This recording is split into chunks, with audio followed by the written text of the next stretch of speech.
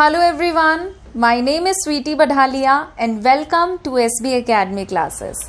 तो आज के इस वीडियो लेक्चर में हम लोग केमिकल प्रॉपर्टीज ऑफ एल्काइंस को ही कंटिन्यू करेंगे।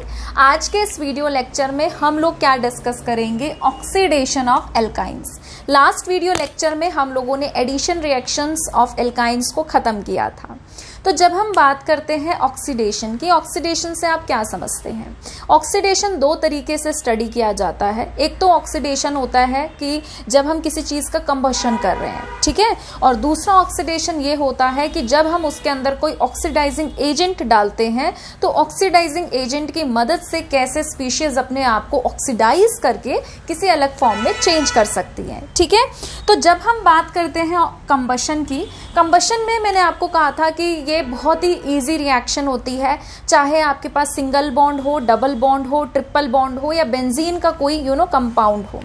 किसी भी हाइड्रोकार्बन को जब आप ऑक्सीजन की प्रेजेंस में जलाते हैं, कंबस्ट करते हैं, तो उसके दो प्रोडक्ट फिक्स हैं कि वो CO2 देगा और वाटर देगा। जब वो CO2 और वाटर देता है एज अ प्रोडक्ट, तो वो ह्यूज अमाउंट में हीट को एनर्जी को हीट की फॉर्म में रिलीज करता है, ठीक है। तो यहाँ पे हमने यही लिखा है कि जब हम acetylene, CH triple bond CH को हम क्या कहते हैं, एसिटाइलिन। तो जब हम एसिटाइलिन का कंबशन करते हैं ऑक्सीजन की प्रेजेंस में, तो हमें CO2 और वाटर मिलता है और साथ ही में क्या है, energy in the form of heat, ठीक है। ह्यूज अमाउंट में एनर्जी जो है वो रिलीज होती है हीट की फॉर्म में। अब इसी एनर्जी का एक एप्लीकेशन पार्ट है, क्या है देखिए। जब हम नॉर्मल कंडीशन पर बात करते हैं, जब हम एसिटाइलिन को जलाते हैं, ठीक है, विद अ लुमिनस येलो सूटी फ्लेम, तो ये क्या देता है, हमें येलो कलर का फ्लेम देता है due to the presence of higher carbon content. तो इसके अंदर जो हाइयर कार्बन कंटेंट है, जो कार्बन की मात्रा है, वो ज़्यादा मात्रा में कार्बन प्रेजेंट है, जिसकी वजह से हमें येलो सूटी फ्लेम मिलता है। साथ ही साथ अगर हम इसका कंबशन कर रहे हैं एयर और ऑक्सीजन के साथ अंडर हाई प्रेशर, बहुत ही हाई प्रेशर है, ठीक है, तो एसिटाइलिन जो है वो येलो की जगह ब्लू फ्लेम देता है। This is very very important. तो वो ब्लू फ्लेम देता है और ह्यूज अमाउंट में एनर्जी को रिलीज करता है हाई टेम्परेचर पे, जो कि क्या रहता है हमारा approximately in the order of 3000 kelvin. तो जो ये यहाँ पर एसिटाइलिन जब बर्न हो रहा है हाई प्रेशर पे, ठीक है, ब्लू कलर का फ्लेम दे रहा है, तो ये हाई टेम्परेचर प्रोड्यूस कर रहा है, 3000 केल्विन तक का जो तापमान है वो प्रोड्यूस कर रहा है।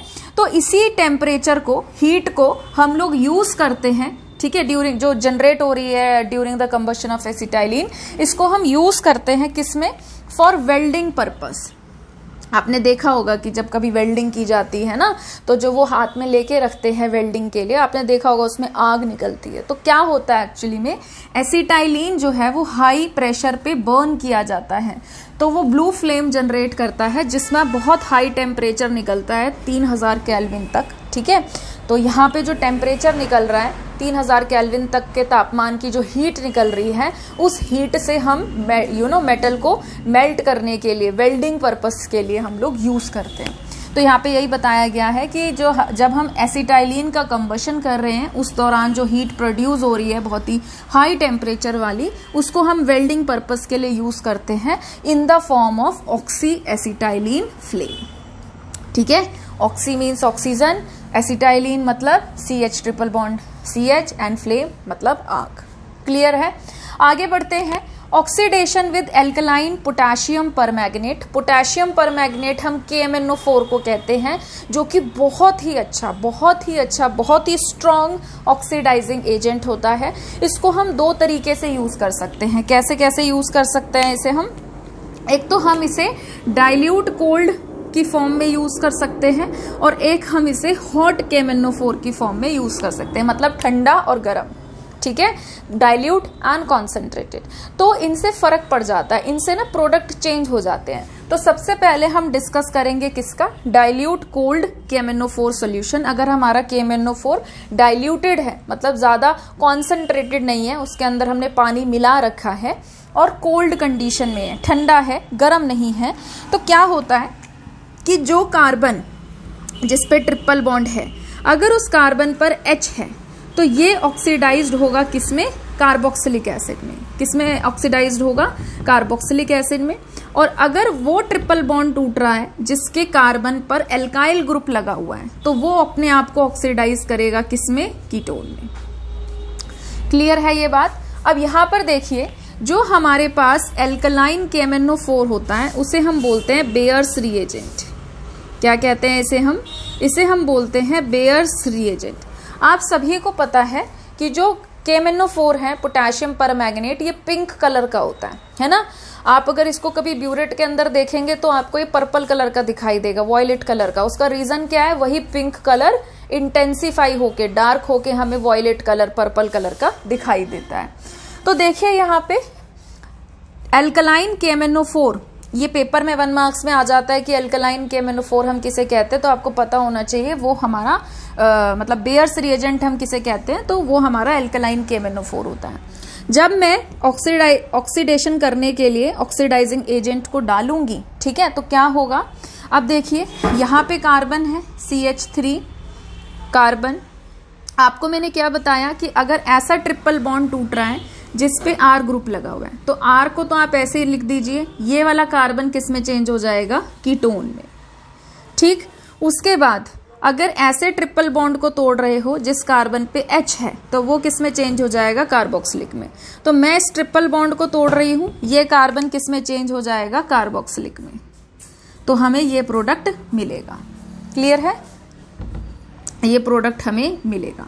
इसको मैं इस तरीके से भी लिख सकती हूं, CH3 C double bond O COOH।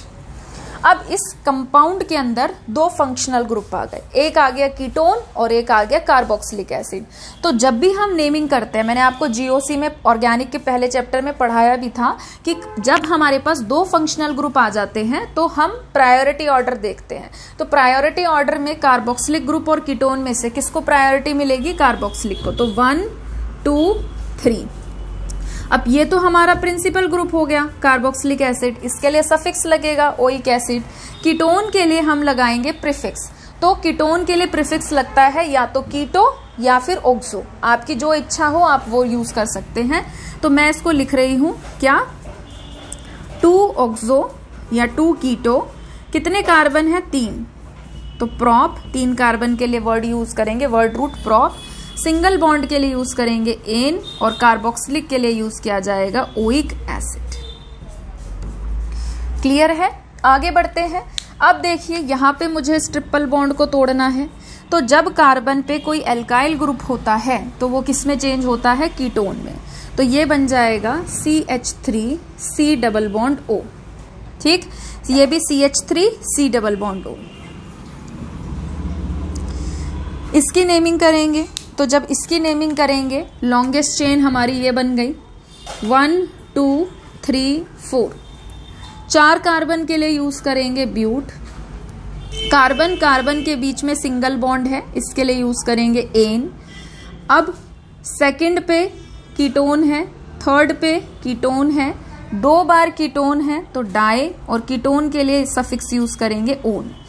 यहाँ पे मैंने कीटोन के लिए क्यों नहीं यूज किया ओन? क्योंकि यहाँ 2 फंक्शनल ग्रुप थे और दोनों फंक्शनल ग्रुप में इसे प्रायोरिटी मिली थी, ये प्रिंसिपल ग्रुप था। तो जो प्रिंसिपल ग्रुप होता है उसका सफिक्स लिखते हैं और इसको हमने प्रीफिक्स मान के ऑक्सो लिख दिया। अब यहाँ पे तो सिर्फ कीटोन है, कीटोन के अलावा कोई और फंक्शनल ग्रुप है ही नहीं, 2 ही कीटोन प्रेजेंट हैं। तो मैंने दोनों के लिए डाई लिख दिया और कीटोन के लिए सफिक्स लिख दिया ओन। अब यहाँ पे डी कोई वोवल नहीं है, जब वोवल होता है तो ही यहाँ से ई हटता है। ठीक है, अब डी कोई वोवल नहीं है तो यहाँ से ई नहीं हटेगा और यहाँ पर ई आएगा। आगे बढ़ते हैं। अब देखिए यहाँ पे जब मैंने इस ट्रिपल बॉन्ड को तोड़ा, इस कार्बन पे H था तो ये किस में चेंज होगा? कार्बोक्सिलिक एसिड में। इस कार्बन जिसने ट्रिपल बॉन्ड बनाया है इस पे भी H था तो ये किस में चेंज होगा? Carboxylic acid. ठीक है, तो इसको हम क्या बोलते हैं? इसे हम बोलते हैं ऑक्सैलिक एसिड। ऑक्सैलिक एसिड इसका कॉमन नेम है। आयुपैक नेम अगर आप इसका करना चाहें तो इसको लिख दीजिए 1, इसे लिख दीजिए 2। 2 कार्बन के लिए एथ, कार्बन कार्बन के बीच में सिंगल बॉन्ड है एन। 1 और 2 पे फंक्शनल ग्रुप है तो 1, 2 2 बार है तो डाई, और कार्बोक्सिलिक एसिड के लिए सफिक्स क्या लिखेंगे, ओइक एसिड। तो ये इसका आईयूपैक नेम हो। क्लियर है? तो आई होप आपको ये समझ में आया होगा। देखिए फिर से हमने क्या पढ़ा। सबसे पहले हम ऑक्सीडेशन टॉपिक पढ़ रहे हैं। तो ऑक्सीडेशन में सबसे पहले हमने क्या पढ़ा, कंबशन, कि अगर ऑक्सीजन की प्रेजेंस में हम ट्रिपल बॉन्ड को जलाते हैं तो वो दो प्रोडक्ट देता है, CO2 और वाटर। CO2 और वाटर के साथ साथ वो ह्यूज अमाउंट में हीट रिलीज करता है, एनर्जी को रिलीज करता है हीट की फॉर्म में। तो उसको हम यूज कर सकते हैं अपने डिफरेंट पर्पसेस के लिए। तो इसी का एप्लीकेशन पार्ट होता है ये ऑक्सी एसिटाइलिन फ्लेम। हम कहते हैं कि जब हम हाई प्रेशर पे एसिटाइलिन को बर्न करते हैं तो ये ब्लू कलर का फ्लेम देता है, और जो हीट जनरेट हो रही है वो इतने हाई टेम्परेचर की होती है कि 3000 केल्विन तक उसका टेम्परेचर चला जाता है। इसीलिए हम इसको वेल्डिंग पर्पस के लिए यूज करते हैं। फिर हमने पढ़ा कि जब हम KMnO4 के साथ ऑक्सीडेशन करना चाहते हैं तो दो तरीके से KMnO4 यूज होता है, क्या, डाइल्यूट कोल्ड की फॉर्म में और हॉट KMnO4 की फॉर्म में। तो हमने ये चीज़ पढ़ी कि सबसे पहले डाइल्यूट कोल्ड KMnO4 की फॉर्म में कि अगर ऐसा ट्रिपल बॉन्ड टूट रहा है जिस कार्बन पे एक ही H है तो वो कार्बोक्सिलिक की फॉर्म में ऑक्सीडाइज हो जाता है, और अगर ऐसा ट्रिपल बॉन्ड टूट रहा है जिस कार्बन पे अल्काइल ग्रुप है तो वो कीटोन में चेंज हो जाता है। ठीक है, आप सभी को ये पता है कि जो KMnO4 है ये पर्पल कलर का, मतलब पिंक कलर का होता है और इंटेंसिफाई होकर हमें पर्पल कलर का दिखता है। जब ये ट्रिपल बॉन्ड के साथ रिएक्शन करता है तो इसका पिंक कलर डिस्चार्ज हो जाता है। KMnO4 का पिंक कलर क्या हो जाता है, डिस्चार्ज हो जाता है। और अगर वो डिस्चार्ज हो रहा है मतलब कि रिएक्शन हो रही है, पिंक कलर अगर डिस्चार्ज हो रहा है तो मतलब रिएक्शन हो रही है।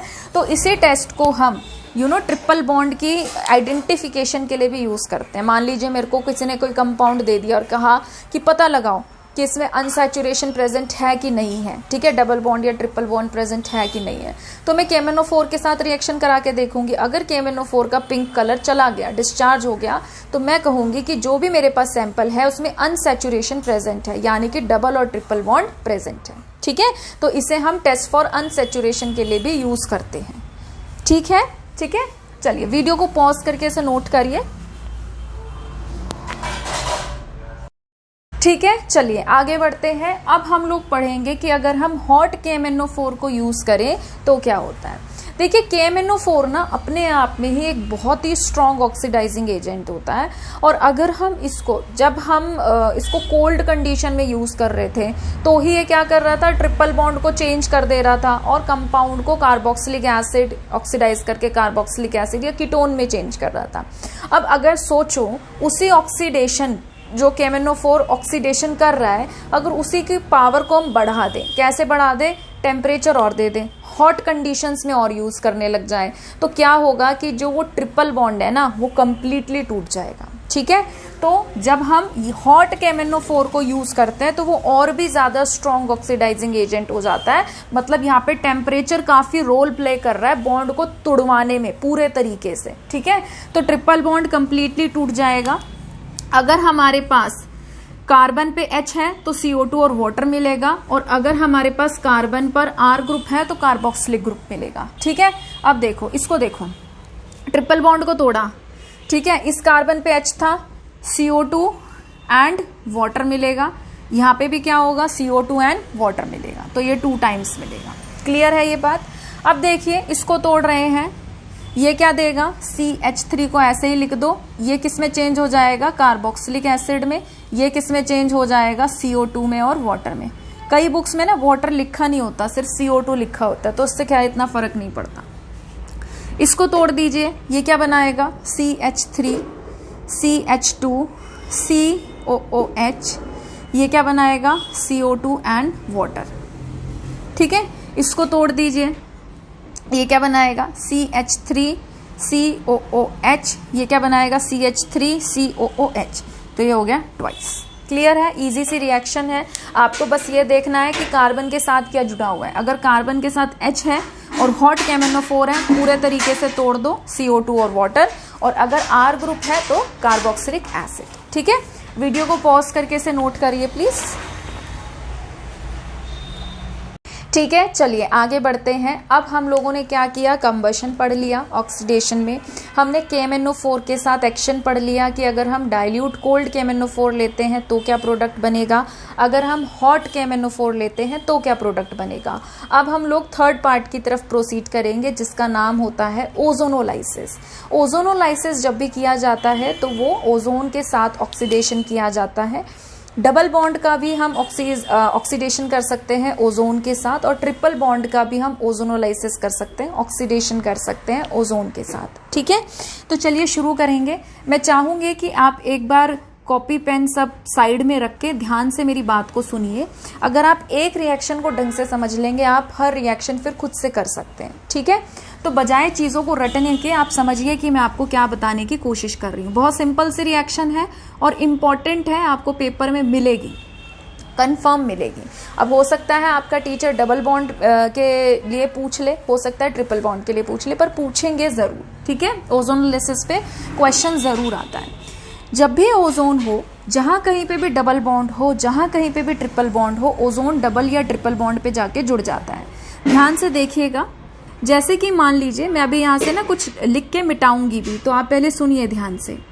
जैसे कि मान लीजिए ये हमारे पास ट्रिपल बॉन्ड है, ओजोन को जहाँ ट्रिपल बॉन्ड दिखेगा ओजोन वहाँ पे जाके बेटा चिपक जाता है। तो ओजोन यहाँ पर जाके चिपक गया। ठीक है, अब ध्यान से देखिए, इस कार्बन और इस कार्बन के कितने बॉन्ड हो गए, 5। क्या कभी कार्बन 5 बॉन्ड बना सकता है? नहीं बना सकता। तो आप इस बात से ये सीखे कि जब ओजोन ट्रिपल बॉन्ड पे जाके जुड़ता है, चिपक जाता है, तो ट्रिपल बॉन्ड चेंज हो जाता है, किसमें रिड्यूस हो जाएगा, डबल में। अब 3-3 ऑक्सीजन है, 3-3 ऑक्सीजन के पास लोन पेयर देखिए कितने हैं, और लोन पेयर एक दूसरे को क्या करते हैं, रिपेल। तो यहाँ पे इलेक्ट्रॉनिक रिपल्शन बहुत ज़्यादा है, जिसकी वजह से मॉलिक्यूल क्या है, अनस्टेबल। तो स्टेबिलिटी को गेन करने के लिए ये अपने आप में रीअरेंजमेंट करता है, और मॉलिक्यूल जब अपने आप को रीअरेंज करता है तो एक ऑक्सीजन यहाँ से हटके बेटा ऊपर चला जाता है। अब ध्यान से देखिएगा, एक चीज़ और चेंज करेंगे हम यहाँ पर। जब ऑक्सीजन ऊपर गया, ठीक है, जब ऑक्सीजन ऊपर गया, अब फिर से कार्बन के कितने बॉन्ड हो गए, 5, जो कि पॉसिबल नहीं है। तो यहां से आप क्या सीखे कि जब एक ऑक्सीजन यहां से हटके ऊपर जाता है तो डबल बॉन्ड भी रिड्यूस हो जाता है, और किस में चेंज हो जाएगा, सिंगल में। स्टेप बाय स्टेप समझिए। ट्रिपल बॉन्ड था, ओजोन जुड़ा, जब ट्रिपल बॉन्ड पे ओजोन जुड़ा, ट्रिपल किस में चेंज हो गया, डबल में। फिर जब एक ऑक्सीजन यहां से ऊपर शिफ्ट हुआ तो डबल बॉन्ड किस में चेंज हो गया, सिंगल में। ठीक है, क्लियर है। अब हम करते हैं इसका हाइड्रोलिसिस। रिडक्टिव हाइड्रोलिसिस इसे कहा जाता है, जिंक की प्रेजेंस में किया जाता है। जिंक क्या करता है, एक ऑक्सीजन को लेके चला जाता है, क्या बनाता है, ZnO, ये बाहर निकल जाएगा, एलिमिनेट हो जाएगा। अब ध्यान से देखिएगा, यहाँ पे कौन कौन से बॉन्ड टूटते हैं। जिंक इतना स्ट्रांग नहीं है कि वो CC बॉन्ड तोड़ दे, पर जिंक इतना स्ट्रांग है कि वो ये बॉन्ड CO बॉन्ड को तोड़ सकता है, OO बॉन्ड को तोड़ सकता है। क्लियर है। अब ध्यान से देखिए, मैं मिटा रही हूँ आपके लिए, ठीक है, मैं बाद में फिर बना दूंगी। अगर ये बॉन्ड टूट गया, ये बॉन्ड टूट गया, ये बॉन्ड टूट गया, अब देखो बचा क्या, हाइड्रोजन बचा, कार्बन बचा। कार्बन अपनी टेट्रावैलेंसी को मेंटेन करने के लिए इस ऑक्सीजन के साथ डबल बॉन्ड बना लेगा, ये सिंगल ही रहेगा। कार्बन फिर इस ऑक्सीजन के साथ डबल बॉन्ड बना लेगा, और इधर क्या रहेगा बेटा, H, और ये ZnO बन के बाहर निकल गया। समझ में आया। तो जब हम जिंक के साथ इसका हाइड्रोलिसिस करते हैं तो कौन कौन से बॉन्ड ब्रेक होते हैं, ये वाला और ये वाला। क्लियर है, ठीक है, समझ में आया। आगे बढ़ते हैं। मान लीजिए आपके पास, ये मैंने लिया था इथाइन, मान लीजिए आपके पास है सपोज प्रोपाइन।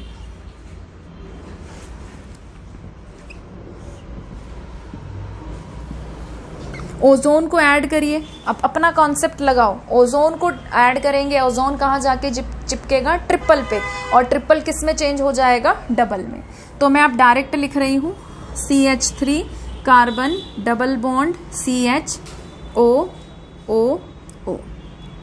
अब यहाँ क्या है, इलेक्ट्रॉनिक रिपल्शन, तो मॉलिक्यूल अपने आप को क्या करेगा, रीअरेंज, और एक ऑक्सीजन यहाँ से हटके ऊपर जाएगा। जब ऊपर जाएगा तो डबल किस में चेंज हो जाएगा, सिंगल में। ठीक है, ऐसे हो गया। अब जब हम इसका रिडक्टिव हाइड्रोलिसिस करेंगे, जिंक और वाटर डालेंगे, तो जिंक क्या करेगा, एक ऑक्सीजन को लेके चला जाएगा, ZNO बनाएगा, ये बॉन्ड तोड़ेगा, ये तोड़ेगा और ये तोड़ेगा। अब ध्यान से देखिएगा, CH3 कार्बन, ये बॉन्ड टूट चुका है, कार्बन इस ऑक्सीजन के साथ डबल बॉन्ड बनाएगा, ये बॉन्ड टूट चुका है, ये बॉन्ड अभी भी है, कार्बन इस ऑक्सीजन के साथ डबल बॉन्ड बनाएगा और H। क्लियर है? आगे बढ़ते हैं, एक लास्ट एग्जांपल और देखिए, CH3 carbon triple bond carbon CH3। अब आप क्या करिए, वीडियो को पॉज कर दीजिए और खुद करके देखिए, ठीक है, और फिर उसके बाद आप वीडियो को फॉरवर्ड करके चेक करिए कि क्या आपका यही आंसर आ रहा है। अगर आ रहा है तो मेरी तरफ से आपको बहुत ही बहुत congratulation, I am so happy कि आप सीख गए ओजोनोलाइसिस रिएक्शन को। ठीक है, एक ऑक्सीजन ऊपर शिफ्ट होगा रीअरेंजमेंट के दौरान।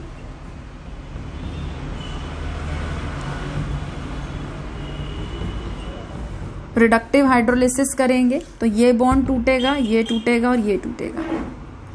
जिंक एक ऑक्सीजन लेके बाहर चला जाएगा और ये क्या बनाएगा, CH3 C double bond O C double bond O CH3। अगर आपका यही कंपाउंड बन रहा है तो इट्स वेरी गुड कि आप ओजोनोलाइसिस रिएक्शन को सीख गए। ठीक है, वीडियो को पॉज करके इसे नोट करिए प्लीज।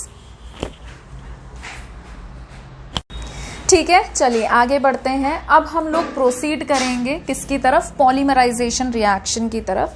जब हम बात करते हैं पॉलीमर की, हमारी रोजमर्रा की आसपास की जिंदगी में जितनी भी चीजें हैं उसमें आप कह सकते हैं 80 to 90% चीजें आज के समय में पॉलीमर से बनी है।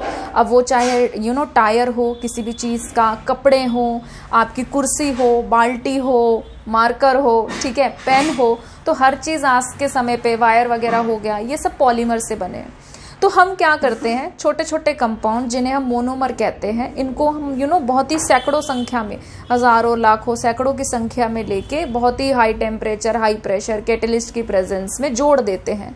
तो जब इनकी लॉन्ग चेन बन जाती है, वो लॉन्ग चेन आपकी स्ट्रेट भी हो सकती है, ब्रांचिंग भी हो सकती है, तो जो कंपाउंड वहां से निकल कर आता है उसको हम बोलते हैं पॉलीमर। पॉली का मतलब होता है मैनी, मर का मतलब होता है यूनिट। तो जिसके बहुत सारे यूनिट हो, बहुत सारे पार्ट हो, उन मॉलिक्यूल्स को हम पॉलीमर कहते हैं। इनका जो मोलर मास है 10,000 U और उससे ज़्यादा होता है, लाखों तक भी जाता है। इनकी प्रॉपर्टीज़ बहुत अच्छी होती हैं, इसलिए हम इनका यूज़ करते हैं। पॉलीथीन जो है वो भी एक पॉलीमर का एग्जाम्पल होता है। ठीक है, नायलॉन 6 हो गया, नायलॉन 6 हो गया, नायलॉन 610 हो गया, ठीक है, रबड़ हो गया, ये सब जो है पॉलीमर के एग्जाम्पल्स होते हैं। तो देखिए, पॉलीमराइजेशन हमारी दो तरीके से होती है। एक होता है लीनियर पॉलीमराइजेशन, इसमें लीनियर मॉलिक्यूल चेन बनती रहेगी। एक रहेगा साइक्लिक पॉलीमराइजेशन, इसमें मॉलिक्यूल्स आपस में जुड़ेंगे तो सही, बट रिंग की फॉर्म में जुड़ेंगे तो वो एक साइक्लिक स्ट्रक्चर बनाएंगे। जब हम बात करते हैं लीनियर पॉलीमराइजेशन की, तो जो हमारे पास इथाइन होता है, जिसे हम एसिटाइलिन भी कहते हैं, ये आपस में जुड़ता है। देखिए, जैसे कि ये CH ट्रिपल बॉन्ड CH है, CH ट्रिपल बॉन्ड CH है, CH ट्रिपल बॉन्ड CH है। तो एक बॉन्ड यहाँ से टूटेगा, ये आगे आ जाएगा, इधर आएगा और यहाँ पे एक नया बॉन्ड बना लेगा। ये बॉन्ड यहाँ से टूटेगा, यहाँ आगे आएगा, इधर बॉन्ड बना लेगा। तो आप क्या देख रहे हैं कि यही यूनिट बार बार चलती रहेगी लॉन्ग चेन में। तो हम बार बार ना लिख के इसको ऐसे लिख देते हैं कि ये पोर्शन बार बार रिपीट हो रहा है, वही मैंने यहाँ पर लिखा है। तो जितने मॉलिक्यूल्स हम यहाँ पर लेते हैं उतने ही मॉलिक्यूल्स यहाँ पर जुड़ते हैं और एक लॉन्ग चेन बना लेते हैं। इथाइन से बना है, इथाइन बार बार जुड़ के बना रहा है, इसीलिए इसे पॉलीइथाइन, इथाइन। अगर आप कॉमन नेम लिख रहे हैं एसिटाइलिन तो इसे कहेंगे पॉली एसिटाइलिन। इसको हम यूज करते हैं, इसकी थिन शीट्स को यूज किया जाता है इलेक्ट्रोड्स के रूप में बैटरीज के अंदर। ठीक है, इनके थिन शीट्स को यूज किया जाता है। दूसरा देखिए, अगर हम एसिटाइलिन की रिएक्शन करा रहे हैं और हमने कैटलिस्ट यूज किया, यहाँ पे कैटलिस्ट नहीं था, यहाँ पे कैटलिस्ट आ गया, cuprous chloride and ammonium chloride, और टेम्परेचर है 343 केल्विन। तो ये दो मॉलिक्यूल आपस में जुड़ के बनाते हैं विनाइल एसिटाइलिन। विनाइल एसिटाइलिन अपने आप में एक बहुत इंपॉर्टेंट रोल प्ले करता है। अगर हम इसके अंदर HCl डाल दें तो ये मार्कोनी एडिशन फॉलो करेगा। मार्कोनियन एडिशन क्या कहता है कि अटैकिंग रिएजेंट का नेगेटिव पार्ट उधर जाएगा जिस कार्बन पर कम हाइड्रोजन है। तो किस कार्बन पे कम हाइड्रोजन दिख रहे हैं, इस पे, तो यहां भेज दीजिए क्लोरीन को, H आ जाएगा हमारा यहां पर। ठीक है, तो क्या बता रही थी मैं आपको कि जब हम एसिटाइलिन की रिएक्शन कराते हैं कैटलिस्ट की प्रेजेंस में और टेम्परेचर रहता है 343 केल्विन, तो ये विनाइल एसिटाइलिन बनाता है। और इस विनाइल एसिटाइलिन का यूज हम कर सकते हैं, HCl के साथ रिएक्शन कराएंगे और ये बनाएगा क्लोरोप्रीन। अब क्लोरोप्रीन जो है ये अपने आप में एक बहुत इंपॉर्टेंट एक तरीके का सब्सटेंस है, क्योंकि जब हमें सिंथेटिक रबड़ बनाना होता है तो ये उसका स्टार्टिंग मटेरियल होता है। ठीक है, तो एक तरीके से ये पॉलीमर जो है आपका रबड़ बनाने के प्रोसीजर में रोल प्ले कर रहा है, वन ऑफ द स्टेप पढ़ रहा है। जैसे बहुत सारे स्टेप्स हैं तो उनमें से एक स्टेप ये है हमारा। अगर हम मान लीजिए क्लोरोप्रीन नहीं बनाना चाह रहे हैं, इसी के अंदर अगर हम और एसिटाइलिन डाल दें सेम कैटलिस्ट की प्रेजेंस में, तो ये क्या बनाता है, डाइविनाइल एसिटाइलिन, इसका अलग यूज रहेगा। फिर है साइक्लिक पॉलीमराइजेशन। अब साइक्लिक पॉलीमराइजेशन में क्या करेंगे, एसिटाइलिन को लेंगे और रेड हॉट आयरन ट्यूब के अंदर इसको बहुत ही हाई टेम्परेचर पे हम इसकी रिएक्शन कराते हैं। तो ट्रिपल बॉन्ड एक यहाँ आएगा, एक यहाँ जाएगा और एक यहाँ आएगा। ठीक है, और ट्रिपल बॉन्ड का एक बॉन्ड कम हो गया तो यहाँ पे क्या बन जाएगा, डबल, यहाँ बन जाएगा सिंगल, यहाँ डबल, सिंगल डबल। तो क्या बन गया, ये बन गया आपका बेंजीन रिंग। ठीक है, तो बेंजीन की प्रिपरेशन हो गई एक। सिमिलरली अगर हम प्रोपाइन की रिएक्शन करा रहे हैं तो ये क्या बनाएगा, मेसिटाइलिन।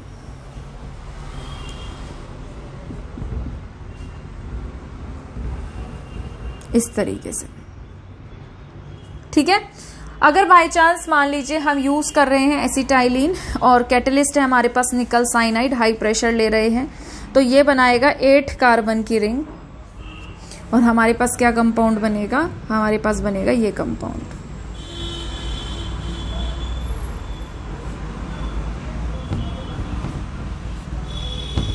ठीक है, वीडियो को पॉज करके से नोट करिए प्लीज। ठीक है, चलिए लास्ट रिएक्शन देखते हैं। लास्ट रिएक्शन बहुत ही सिंपल सी है, इजी है।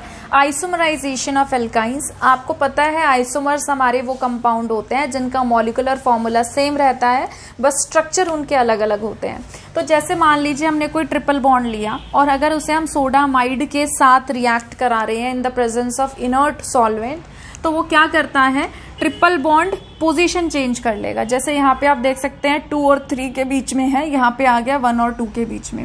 इसी कंपाउंड को अगर आप लेते, इसके अंदर अगर आप इसको डालते तो ये अपनी पोजीशन चेंज कर लेता और जैसे 1 2 है तो 2 और 3 के बीच में आ जाता। ठीक है, तो इस तरीके से ये आइसोमराइजेशन रिएक्शन भी शो करते हैं ट्रिपल बॉन्ड।